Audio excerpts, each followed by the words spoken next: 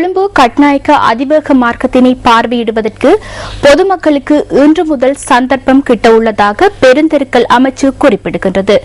எதிர்வரும் 3 தினங்களுக்கு பல்வேறு களியாட்ட நிகழ்வுகள் கொழும்பு கட்நாயக்க அதிவேக மார்க்கத்தில் இடம்பெற உள்ளதாக அமைச்சின் செயலாளர் ரஞ்சித் பிரேமஸ்ரீ தெரிவித்தார். இந்த போக்குவரத்து மார்க்கம் எதிர்வரும் ஞாயிற்றுக்கிழமை திறந்து வைக்கப்பட்டுள்ளது. கட்நாயக்க ஜாயல பெலியகொட மற்றும் களனி பாலத்தை அண்மித்த நுழைவாயில்களின் ஊடாகவே அதிவேக மார்க்கத்திற்குள் பிரவேசிக்க முடியும் என பெருந்தெருக்கள் அமைச்சின் செயலாளர் கூறினார்.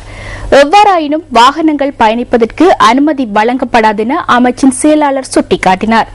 இந்த காலப்பகுதியில் விளையாட்டுப் போட்டிகள், ஓவியப் போட்டிகள், பந்தயங்கள், இசை நிகழ்ச்சிகள், பெரஹரா போன்ற களியாட்ட நிகழ்வுகள் மேற்கொள்வதற்கு திட்டமிட்டுள்ளதாக ரஞ்சித் பிரேமஸ்ரீ மேலும் கூறினார்.